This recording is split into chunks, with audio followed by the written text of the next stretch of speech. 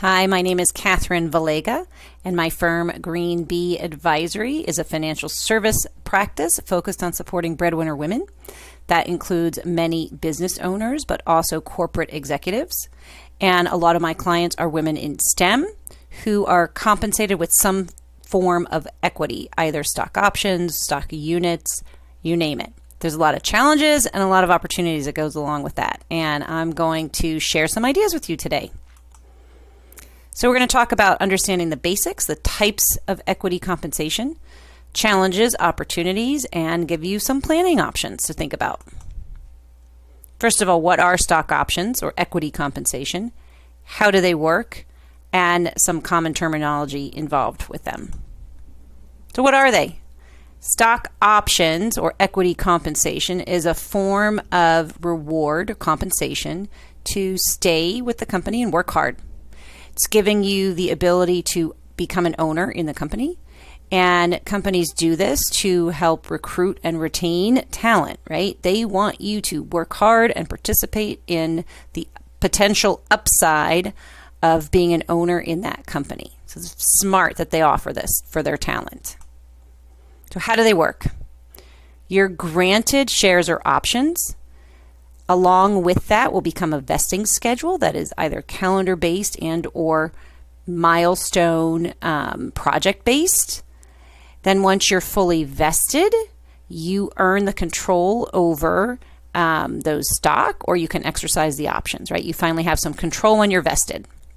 So let's talk a little bit about what this means. So this is a typical grant doc, and when my clients come to me with equity compensation, we always say, I need that initial grant doc.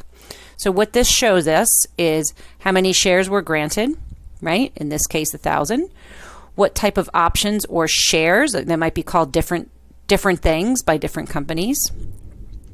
If they're options, we'll have an exercise price, or very often we see the strike price.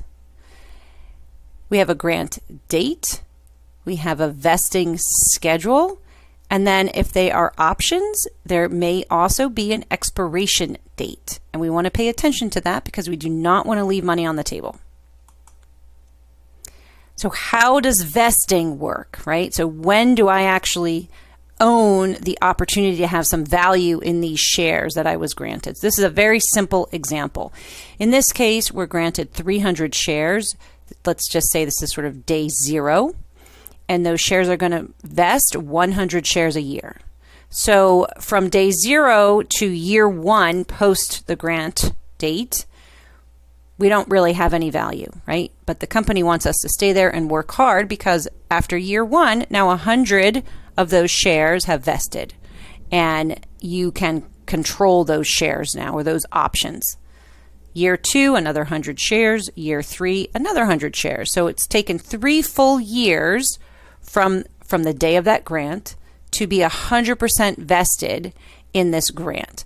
Very often you're also receiving, right? You receive on day 0, but you also receive year 1, another grant, year 2, another grant, etc. So they sort of stack upon themselves. It's important to pay attention to your vesting schedule. So what are some of the challenges involved? So first of all, what type of stock option were you granted, right? There are so many different types out there. Most often these days, I am seeing what are called restricted stock units. We also have non-qualified stock options, incentive stock options, sometimes stock appreciation rights, and then sometimes in addition, or only, we have access to employee stock purchase plans, ESPP. So first of all, what type of option were you granted? What are our decision timelines, right? Again, we want to know that vesting schedule and that calendar and pay attention to those various dates. So I'm going to just go through a quick example here on an incentive stock option, not to completely explain this, but basically to show you how complex your ownership is and the corresponding decisions that go into this. So we are granted shares, right? At year 1, they vest. Now we have we have the option to do something with them, okay? Now, when we're granted, there's an exercise price, which is this red line. And we also want to pay attention to the stock price at various dates. So if the stock price is above our exercise price when we're vested, they are considered in the money, and we might want to exercise those options. If the stock price, however, is below the exercise price, they're considered out of the money, and you really wouldn't exercise those options. Right? So then upon exercise, you can see all of the various potential tax ramifications.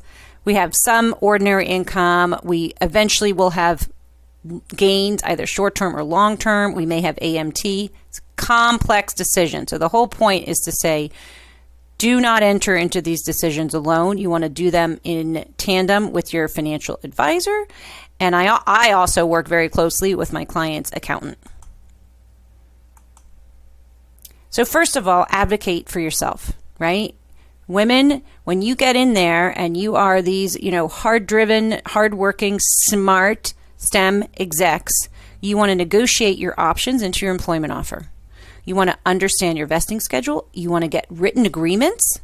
And you also want to pay attention to the strings. So we'll talk about that, right? So what happens if there is an untimely demise, you become disabled, or there's a divorce?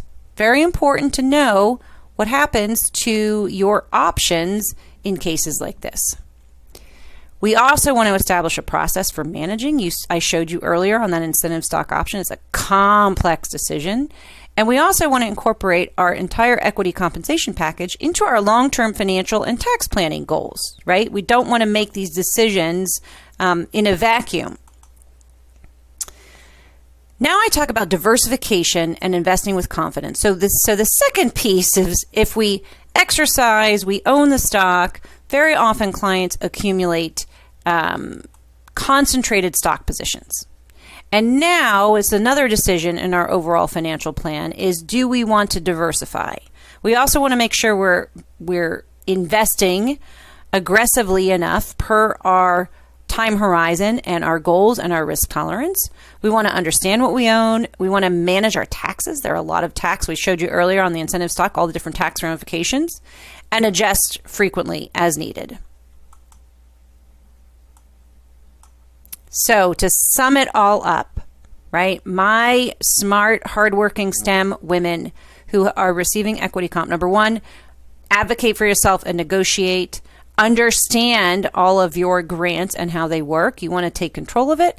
And then we also want to make sure that we are diversifying and we are investing with confidence in a tax smart way. So thank you so much for listening. I'd love to help you with your equity compensation. Please reach out at any time and have a great day.